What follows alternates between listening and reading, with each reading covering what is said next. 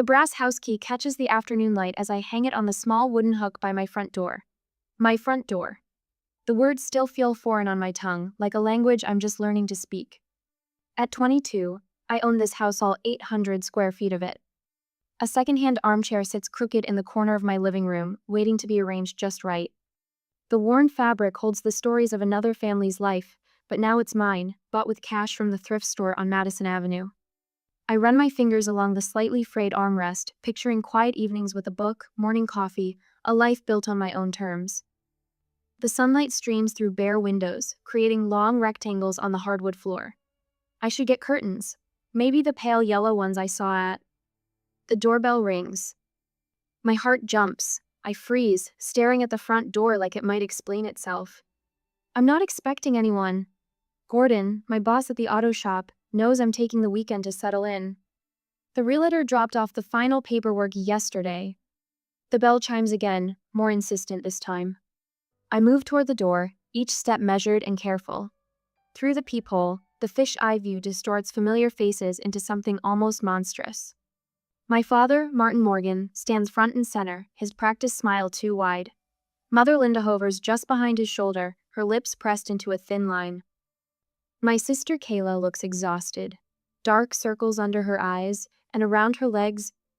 Oh God. 4 children. 4 small hurricanes of energy are already squirming and pushing at each other on my narrow front porch. My hands tremble as I open the door, just enough to speak through the gap. The security chain draws a hard line between us. Surprise! Father's voice booms across the threshold. We've come to reconnect. Mother peers past me, her eyes scanning what she can see of my living room. Oh, Tessa, what a tiny little house. The smallest child, a boy no more than 3, darts through the gap between my father's legs and under my security chain before I can react. His siblings follow, a stampede of small feet and shrill voices. Kids, wait! Kayla calls weakly, but they're already in my living room. The littlest one makes straight for my bookshelf where Grandpa Harold's photo sits in its simple frame. His sticky fingers reach for the glass. Don't. The word catches in my throat. I'm 17 again, standing in my childhood bedroom. Mother's voice rings in my memory. Kayla needs the space for the nursery. You're old enough to figure it out, Tessa. That night, I packed everything I owned into Grandpa Harold's old pickup truck. Everything that mattered fit in 3 boxes and a duffel bag. We thought it was time, Father says, pulling me back to the present. He gestures at Kayla's minivan parked behind his SUV. The trunk stands open, packed with suitcases. Time to rebuild our family under one roof. A suitcase thuds onto my front porch, then another. Mother steps forward, reaching for the security chain. After everything we've done for you. The words hit like a physical blow. Everything they've done for me. Like making me sleep in a converted storage room while Kayla had the big bedroom. Like telling everyone at church I was the difficult twin when I dared to complain. Please, Tessa. Kayla's voice cracks. We don't have anywhere else to go, the bank. This is my house. My voice comes out quiet but firm. In the living room, the children have pulled the cushions off my thrift store chair. And you weren't invited to stay? Father's smile vanishes. Now listen here, young lady. No. The word rings with 5 years of stored courage. You need to leave. Always the selfish one. Mother's voice carries across my front yard. Mrs. Peterson next door pauses while watering her roses, head tilted to catch every word. Even after we raised you. Raised me? I laugh, the sound sharp and unfamiliar in my throat. You threw me out at 17. I raised myself. More neighbors appear on their porches. Perfect. Just perfect. Blood is supposed to mean something, Mother shouts as I close the door. The sound echoes through my empty house, mixing with the chaos of children and the thud of more suitcases hitting my porch. I press my back against the door, sliding down until I sit on the floor. Through the wood, I hear Father's muffled voice turning threatening, Mother's theatrical sobs, Kayla's children screaming. The brass key glints on its hook, catching the afternoon light. My house, my rules, my life. They can't take this from me. But God, they're going to try. 2 days later, the cardboard mailbox flag won't stay up. I fidget with the rusty metal hinge, avoiding the moment I'll have to reach inside. A certified letter waits stark white envelope with its green return receipt card screaming importance. Only bad news comes certified. My fingertips brush the envelope's edge. One quick pull and it's in my hands, heavier than it should be. The return address punches me in the gut. Blackwell and Stone, attorneys at law. I sink onto my front steps, concrete still cool from the morning shade. The perforated edge tears unevenly under trembling fingers. Legal words blur together on crisp letterhead. Notice of civil action, family equity claim, immediate response required. Kayla's name jumps from the page. My twin sister is suing me for my house. The morning sun beats against my neck as I read the letter 3 times, trying to make the words mean something different. They want a judge to force me to share family resources, to sell my home and split the proceeds, because blood is blood and family means equal shares. The letter slips from my fingers. My laptop screen glows until 4 p.m. as I search desperately for answers. Family property rights, sibling real estate claims, legal defense against family lawsuits. The words swim together until I find it. Angela Reeves, attorney at law, specializing in family property disputes. I drain my savings account the next morning. The retainer fee leaves me with exactly $43 until next payday. After I made an appointment with the lawyer, Angela's office smells like leather and lemon furniture polish. Her framed diplomas gleam on the walls, the achievements of someone who knows how to fight and win. Tell me everything, she says, legal pad ready. Leave nothing out. So I do. I tell her about being thrown out at 17, about sleeping in Grandpa Harold's truck until Gordon found me at the auto shop. About 5 years of working myself to exhaustion, saving every spare dollar, learning to fix engines and balance books and survive. Angela takes notes in swift, sharp strokes. Her glasses catch the afternoon light as she peers at me over their silver frames. And your grandfather, Harold Morgan, did he ever mention leaving anything for you? Money, property, any kind of inheritance? The memory hits like a physical blow. Grandpa Harold's weathered hands on my shoulders, his voice rough with emotion. You'll be taken care of, little one, I promise. When you turn 18, there'll be money for college, for a fresh start. He died 3 months later. I never saw a dime. Angela's fingers fly across her keyboard. Bank records appear on her monitor statements from an account I never knew existed, $76,000 earmarked for my education. Withdrawn 2 days after my 18th birthday. My parents' signatures mock me from the transfer papers. Martin and Linda Morgan cleaning out their dead father's account while I slept in a pickup truck. The room tilts sideways. 5 years of struggle, 5 years of minimum wage jobs and aching muscles and cold nights, all because they stole what was meant to be my fresh start. We have them, Angela says, her voice steady and sure. We're filing a countersuit for fraud and inheritance theft. But I need everything, work records, bank statements, photos of where you lived, anything that shows how you survived after they kicked you out. I bring her a cardboard box the next day, every pay stub from every job, bank statements showing my slow climb from poverty. Photos Gordon took of me sleeping in the truck, proof for if I ever disappeared. He thought my parents might report me missing, try to force me home. They never did. We need character witnesses, Angela says, spreading the evidence across her desk. People who can testify about your work ethic, your honesty. Gordon, I say immediately. From the auto shop. He's the one who found me, gave me a chance. The same day, 3 hours later, Gordon arrives at Angela's office in his good flannel shirt, the one he saves for special occasions. His hands are clean, but the motor oil stains remain ground into his knuckles. He tells Angela everything, finding me curled up in the truck, offering me work instead of charity, watching me learn every aspect of auto repair through sheer determination. Never seen anyone work harder, he says, pride warming his gruff voice. 16-hour days sometimes between the shop and her night jobs. Never complained once. Angela's pen scratches across her legal pad. And you provided her shelter eventually? In the shop's back room? Wasn't much, Gordon says. But it was warm, had a bathroom, gave her a proper door with a lock, first safe place she'd had since they threw her out. My throat tightens.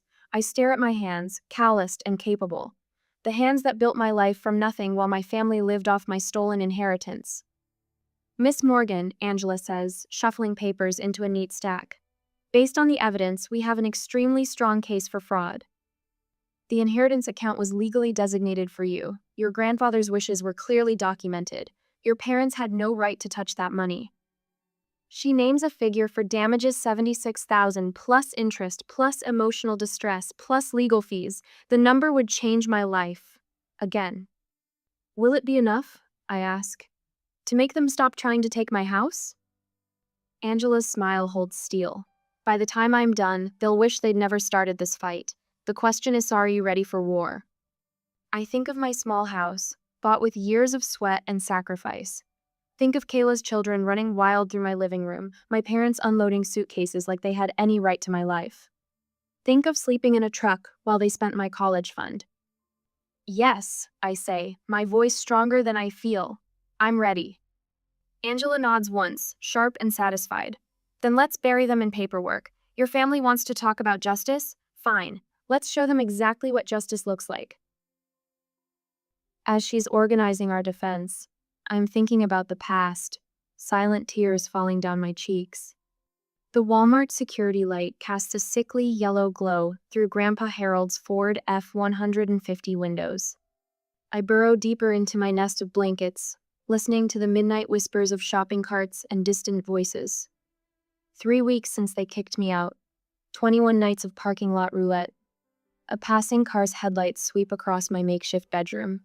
I freeze, counting heartbeats until the beam moves on. The tarp stretched over the truck bed rustles in the autumn wind.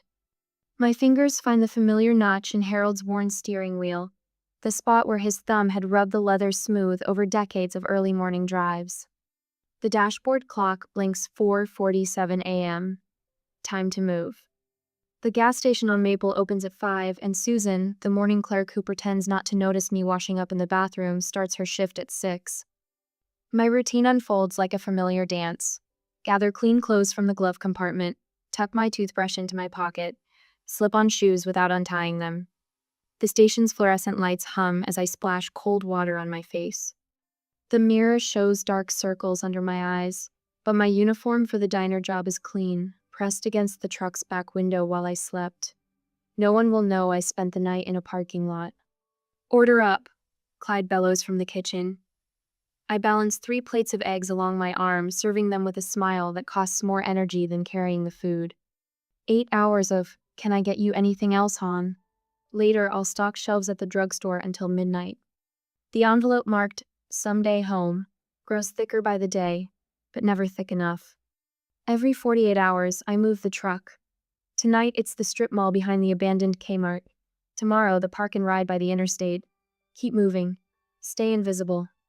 The police car that cruises past at 2 a.m. doesn't see the 17-year-old girl curled under a tarp. Just another old truck in a city full of them. The October rain turns to sleet, drumming against the metal roof. My breath fogs the windows as I huddle in the cab, too cold to sleep in the truck bed. The auto shop's red neon sign reflects off the wet pavement. Gordon's Automotive Repair. Their lot is dark, sheltered by oak trees. Just for tonight, I think. Just until the storm passes. Thunder cracks. I jolt awake to knuckles rapping on my window. A man with steel gray hair and lined features peers in, concern etched in the creases around his eyes. My heart pounds. I grab Harold's old wrench from under the seat, ready to run, fight, survive.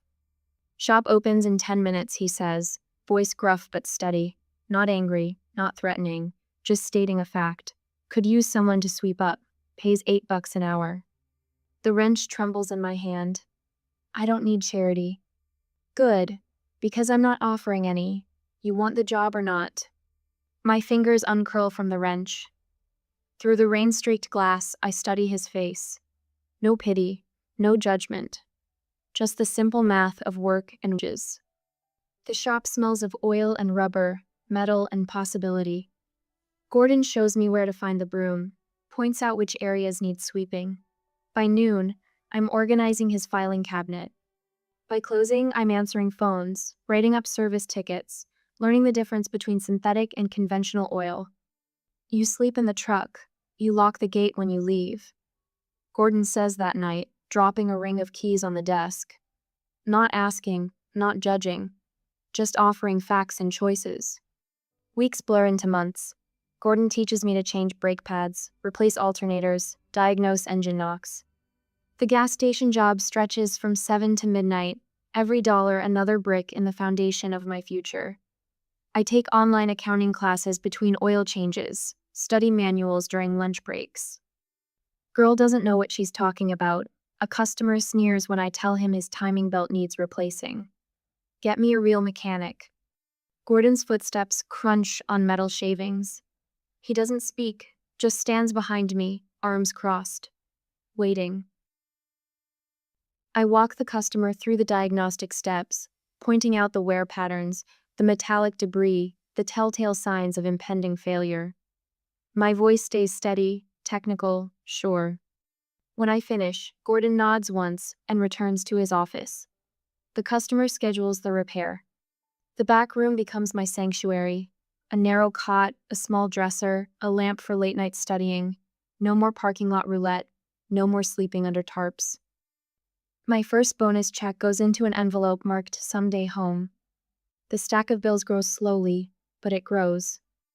Winter melts into spring, melts into summer. My knowledge expands with the seasons, transmissions, electrical systems, computer diagnostics. The line of customers requesting the girl mechanic stretches longer. My saving account inches upward, dollar by dollar, dream by dream. The realtor blinks at my credit report. 5 years of documented income. 0 debt. A down payment saved penny by precious penny. You've never missed a payment on anything, she says, shuffling through papers. Not one late mark. She brings me back to reality, and I wipe my tears. Later that night at home, I am thinking about the moment when I first came here a month ago. I signed the mortgage documents with Harold's old pen, my hand steady. The key felt light in my palm, but it anchored me to the earth. My own walls, my own roof, my own life, built from the ground up. That first night, I spread a sleeping bag on the empty living room floor. The house creaked and settled around me, speaking in the language of new beginnings. Through the window, I watched stars wheel across the sky, each one a pinprick of light marking the distance traveled from that first night in the Walmart parking lot. I was thinking tomorrow I'd buy furniture, paint walls, plant flowers in the soil I own, but that night I lay there in the quiet, listening to the sound of freedom.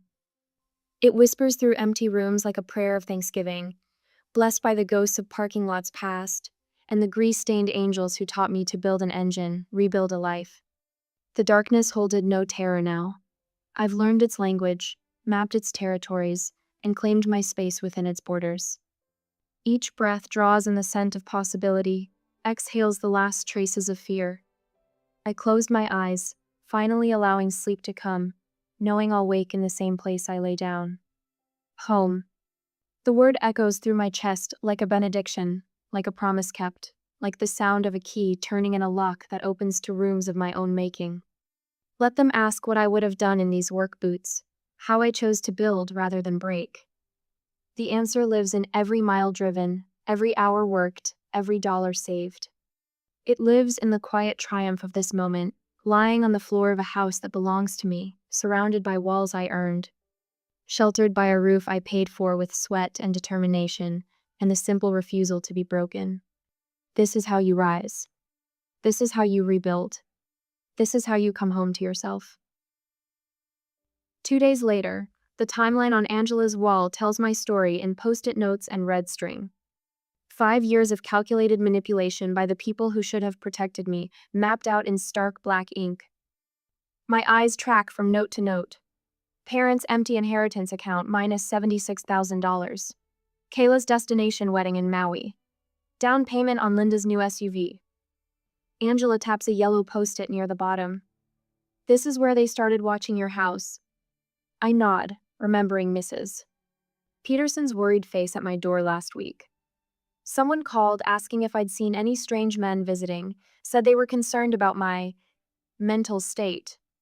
Classic intimidation tactics. Angela adjusts her wire-rimmed glasses. They're trying to isolate you, make you doubt yourself. The evidence of my independent life spreads across her desk. Pay stubs from the auto shop, the gas station, the cleaning service.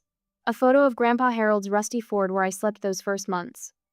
Bank statements showing every dollar I saved, every extra shift I worked. Your paper trail is immaculate, Angela says. Not a penny they can claim came from them.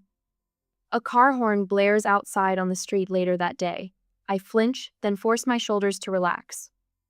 Yesterday, Father appeared at Gordon's shop, all concerned smiles and reasonable tones. Just want to talk sense into my little girl, he told the other mechanics. Gordon threw him out, then spent an hour teaching me how to adjust a timing belt, his steady voice washing away the panic. A week later, at Angela's office, she says, "Let's practice your testimony again." She sits behind her desk, assuming the stern expression of an opposing counsel. "Miss Morgan, isn't it true that your parents provided you with food and shelter for 17 years? They did the legal minimum required by law." The words come easier now, rehearsed but honest. "Then they threw me out to make room for Liz baby." "And you never asked them for help?" "I learned early that asking meant owing. I chose independence instead." Angela nods, pleased. "Good. Direct, clear, no bitterness in your tone. The judge will." A knock interrupts us. Carol, Angela's secretary, pokes her head in. "Sorry to interrupt, but Mrs. Davidson brought dinner for Tessa again." My throat tightens. Since the lawsuit started, my neighbors have rallied. Mrs. Davidson's lasagna, Mr. Wilson bringing his tools to help install security cameras. The auto shop customers who sign statements about my character, who request the girl mechanics specifically for their cars. "Thank you," I manage. "Tell her I'll return the dish tomorrow." Carol hesitates. "Also, your mother and father are in the lobby." The familiar ice spreads through my chest. Angela stands, her expression hardening. "They don't have an appointment." "Kayla's with them. All 4 kids." Of course, their favorite weapon, Kayla's tears, the children's confusion, a spectacle designed to weaken my resolve. "Use the back exit," Angela suggests. I shake my head, gathering my files. "No, I'm done running." The lobby stretches endless between me and the glass doors. Mother spots me first, rushing forward with practiced concern. "Tessa, please, we can work this out as a family." "Family?" The word tastes bitter. "You mean like when you stole my inheritance?" Father steps forward, Kayla's youngest balanced on his hip. "Now, princess, that money was meant for both our girls. We only..." "Lied?" My voice carries across the marble floor. "Forged documents? Use my college fund for Kayla's wedding?" "I needed help," Kayla whispers. Her children cling to her legs, eyes wide and confused. "You were always the strong one." "Strong enough to sleep in a truck at 17? Strong enough to work 3 jobs while you had your beach wedding?"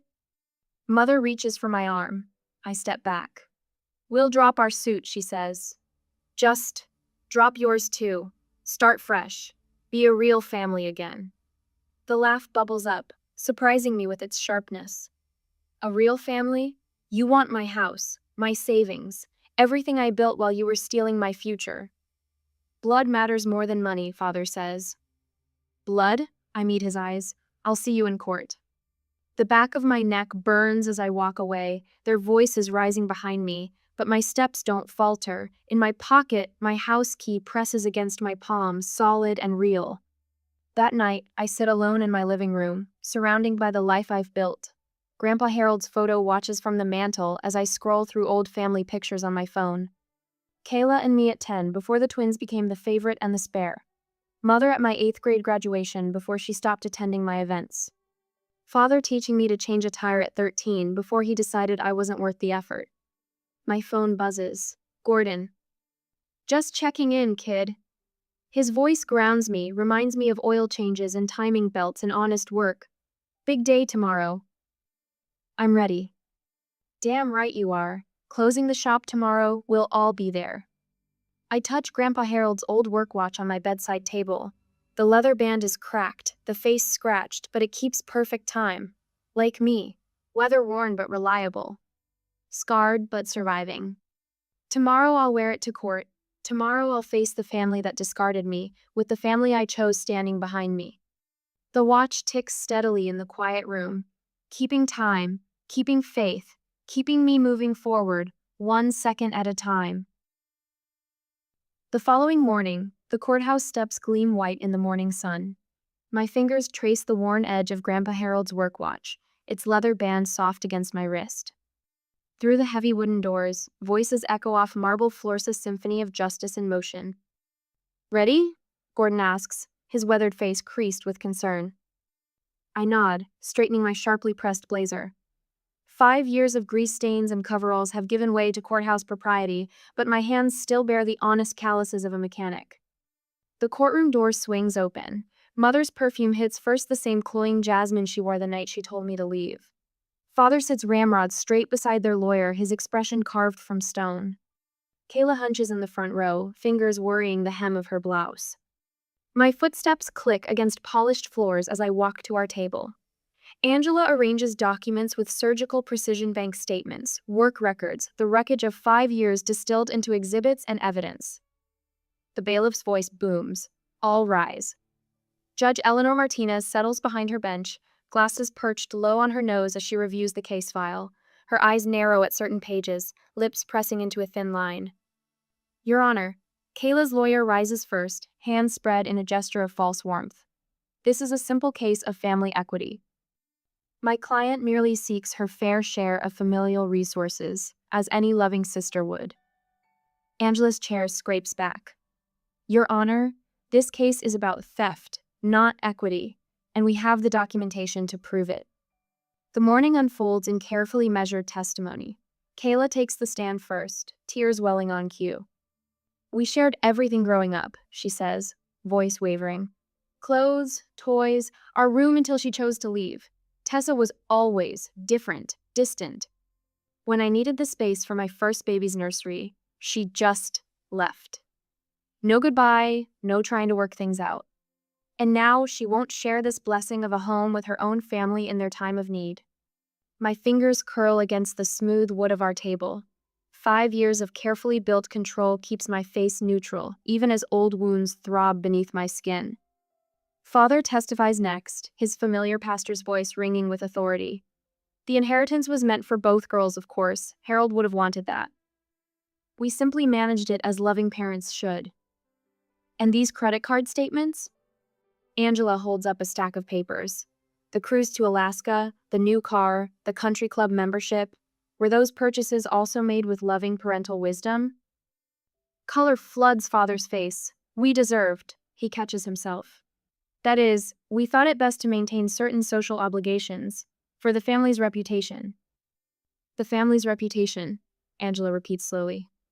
And was it for the family's reputation that you allowed your 17-year-old daughter to sleep in a truck?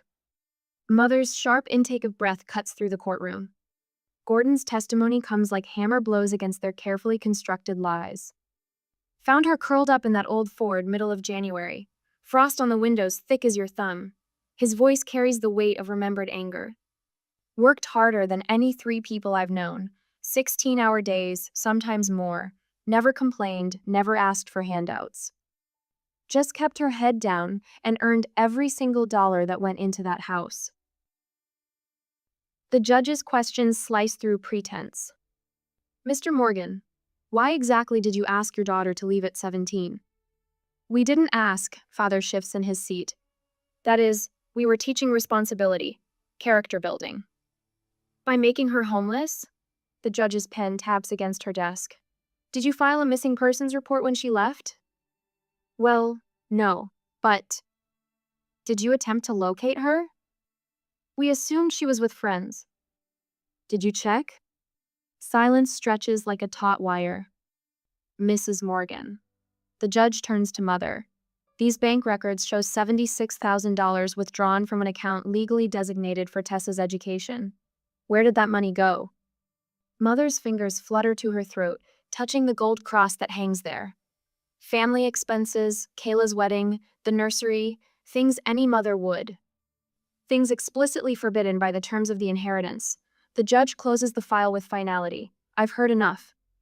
The verdict falls like summer thunder. The plaintiff's case is dismissed with prejudice. Each word rings against marble walls. Furthermore, I find in favor of the defendant's counter suit. The defendants, Martin and Linda Morgan, are ordered to repay the full amount of $76,000 plus 5% annual interest calculated from the date of withdrawal. Additional punitive damages of $25,000 are awarded for emotional distress and legal fees. 15 minutes later, outside, reporters cluster like sparrows, microphones thrust forward. Miss Morgan, how does it feel to win against your own family? Tessa, will you forgive your parents? What do you say to others facing family betrayal? Mother's voice rises above the chaos. Tessa, please, we're still your parents. Blood is blood. I turn, sunlight warm against my face. Today isn't about winning. I say, voice carrying across the courthouse steps. It's about truth. Sometimes the hardest truth is learning the difference between the family you're born with and the family you build. Gordon waits at the bottom of the steps with my shop crew. Their familiar faces shine with pride and something deeper, the bonds of chosen family, forged in trust and sealed with time. I don't look back as I walk away from the cameras, from the echoes of old pain, from the shadows of what family should have been. Grandpa Harold's watch ticks steadily against my wrist, marking each step toward a future built on my own truth. Behind me, Mother calls one last time. Tessa, don't you dare walk away from us again. But I keep walking. Because sometimes walking away isn't an act of cowardice, it's the bravest thing you can do. I will never allow them to humiliate me ever again. 6 months later, the brass house key catches the morning light as I water my newly planted marigolds. Orange and yellow blooms nod in the gentle breeze, their faces turned toward the rising sun. The certified check from my parents sits on the porch swing behind me, still sealed in its envelope after a month. My garden spade rests against the wooden railing, crusted with fresh dirt from planting herbs yesterday. Rosemary, sage, and mint, simple plants that thrive with the right care, like me. Inside, my house has taken shape around me. The thrift store armchair now faces east, perfect for morning coffee. A soft Afghan drapes its back, picked up at a church sale for $3. Simple curtains filter the sunlight, turning it butter yellow across my hardwood floors. The mailman's footsteps crunch up my gravel path. More cards from my family, no doubt. The growing stack sits unopened in my kitchen drawer next to the takeout menus and spare batteries. Last week, Mother slipped a tear-stained letter through my mail slot. Yesterday, Father left another voicemail about starting fresh as a real family. The mail drops through the slot. Bills and junk mostly, except for one cream-colored envelope with familiar handwriting. Kayla, again. My phone buzzes on the porch rail. Gordon's name lights up the screen. Meeting in 20 about the manager position, his text reads, "Bringing donuts." A smile tugs at my lips. Gordon never brings donuts unless it's something big.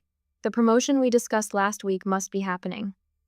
5 years of oil changes and brake jobs, learning every engine that rolled into the shop, staying late to finish paperwork, it's all led to this moment. The check on my porch swing catches my eye again. Enough money for 2 years of business classes at the community college with plenty left over. The justice feels hollow somehow, like trying to put a price tag on 5 years of struggle. But the future it could build, that's worth everything. My garden hose drips steadily, creating dark patches in the soil. A robin hops closer, searching for earthworms in the damp ground. This is what peace feels like, I realize. Not the absence of conflict, but the presence of growth. The screen door creaks, and I step inside to change for work. My living room walls, once bare, now hold carefully chosen pieces of my life. The framed house key hangs beside my first pay stub from Gordon's shop. Below them, Grandpa Harold smiles from his silver frame, his kind eyes crinkling at the corners. My therapy journal lies open on the coffee table, last night's entry still visible. "You can't heal in the same environment that made you sick." Dr. Chen's words from our last session. She'd nodded approvingly when I told her about setting boundaries with my family. The morning light streams through my front windows, painting patterns on the floor. This house isn't just shelter anymore, it's proof that broken foundations can be rebuilt. Every mortgage payment, every careful repair, every small improvement stands as testimony to what determination can build from nothing. A shadow passes my window. A girl, maybe 16, peers through the glass at Gordon's shop across the street. Her clothes hang loose and her backpack bulges with what looks like everything she owns. My throat tightens. I know that look, the careful way she studies the building, wondering if it might offer sanctuary. My work boots wait by the door, laces still tied from yesterday's shift. I grab them, along with my keys and wallet. The girl startles when I cross the street, but something in my expression must reassure her. Help wanted? Her voice barely carries across the parking lot. I think of Gordon, finding me asleep in my truck that rainy morning. The way he handed me a broom instead of pity. We need someone to sweep the shop, I tell her. Start with that, see where it leads. Hope flickers in her eyes, the same desperate hope I carried 5 years ago. When can I start? Now. I unlock the shop door, flick on the lights. I'm Tessa. First thing we teach here is how to properly clean a workbench. She follows me inside, footsteps hesitant on the concrete floor. Her shoulders stay tense, waiting for the catch, the moment when kindness turns to cruelty. I recognize that, too. What's your name? I ask, pulling out the broom. Jenny. Well, Jenny, here's the deal. Work hard, learn everything you can, be honest. That's all we expect. The rest? I gesture at her backpack. That's your business until you decide to tell us. Tears well in her eyes, but she blinks them back. Strong girl, survivor. I hand her the broom, handle first. Start in the back corner, work your way forward. Any questions? She shakes her head, grips the broom like a lifeline. The morning sun streams through the shop windows, catching dust motes in its beam. They dance like tiny stars, swirling in the light. My phone buzzes again, mother's number displayed on the screen. I look at Jenny, already sweeping with fierce concentration. At my house across the street, morning glories climbing the porch trellis I built last weekend. At the future stretching before me, unwritten and full of possibility. The phone keeps ringing. I press silence without hesitation. Some calls don't need to be answered. Some gardens grow better with careful pruning. Some families are chosen, built on foundations of kindness rather than blood. My garden hose still drips across the street, feeding the marigolds I planted at dawn. They'll bloom all summer if tended right. I know something about that now, about growing things, about nurturing strength from broken ground. Gordon's truck pulls into the parking lot, pink bakery box visible on the passenger seat. Jenny sweeps steadily in the back, each stroke of the broom a small act of faith in tomorrow. The sun climbs higher, warming the concrete beneath my feet. This is what healing looks like. Not the absence of scars, but the presence of new growth. Not the forgetting of past wounds, but the planting of future gardens. Time to get to work.